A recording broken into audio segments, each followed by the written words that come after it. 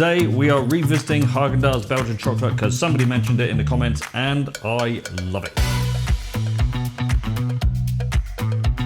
Yep, this happens to be probably my favourite Häagen-Dazs or store-bought ice cream available, the Häagen-Dazs Belgian Chocolate. It's super decadent, it's creamy, it's got a milk chocolate profile, it's got loads of flecks of Belgian chocolate in there. So we're going to make it again. Last time I made it, I was back in England.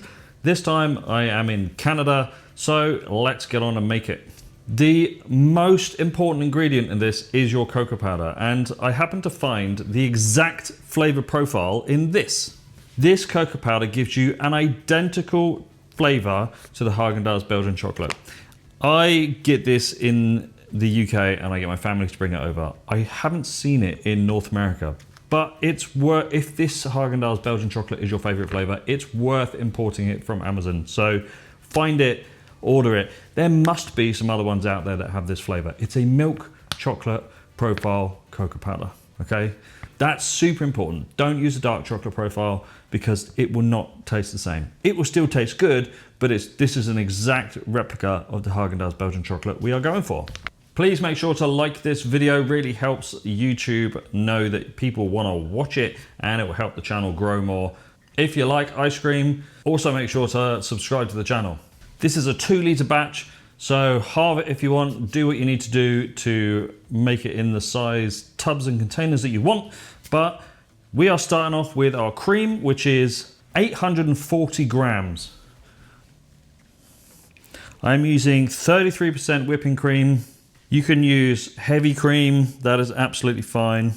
Anywhere 33, 36 is fine. If you're in the UK or in Europe, stick to double cream. Go back to the original recipe because that one is designed for you guys. This one is for my North American family. Hi. Into that, we're adding 640 millilitres of whole milk.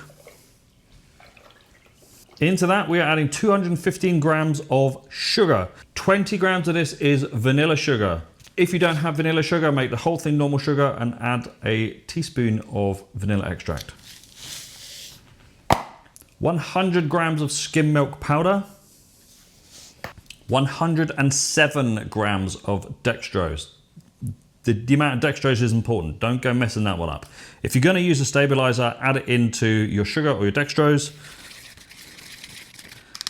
If you're not going to use a stabilizer, don't worry about it.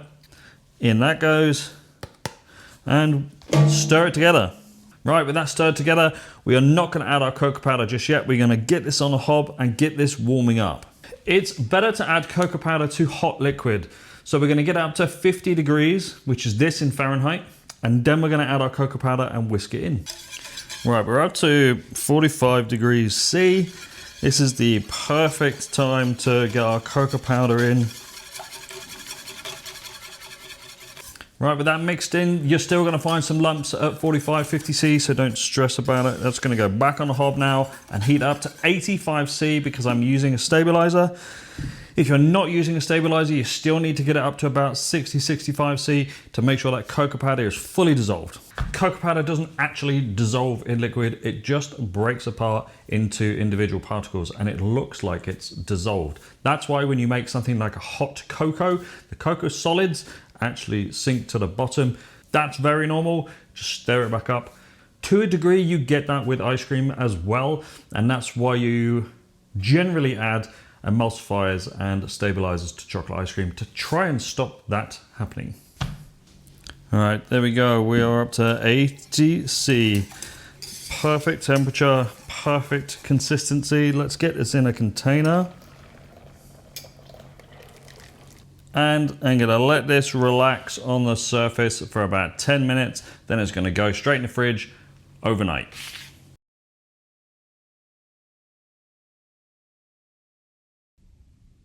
So now that our chocolate base is completely chilled in the fridge, we're just going to whisk that back up, make sure all those solids are completely incorporated again into our ice cream base, and we can put it into our pre-chilled machine. I've had the machine running for 10 minutes, which is something I recommend you do. Anyway, pour it in because now it's time to get our chocolate out. This is the chocolate I am going to use.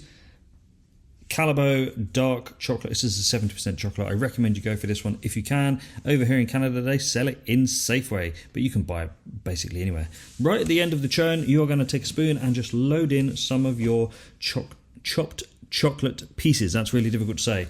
And you can put in as much or as little as you want, but I recommend about 100 grams of chocolate per 1 litre of ice cream.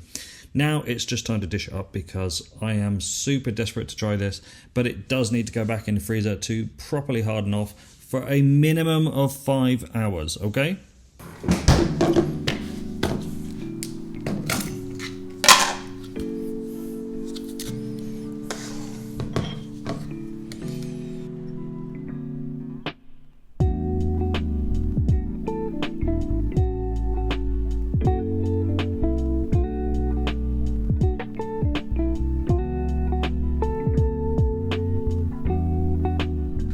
Super good scoop. It smells delicious. Texture looks so far amazing. What does it taste like? Honestly, this is perfect in pretty much every single way. It's such a good ice cream. Identical to the Häagen-Dazs Belgian chocolate, but a better texture.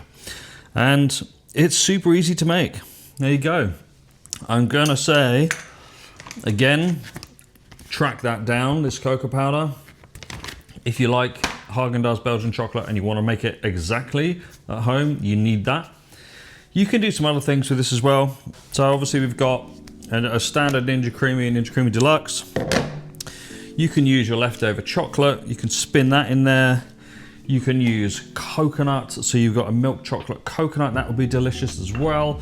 And you can also go for the syrups. Coffee syrups, absolutely fine.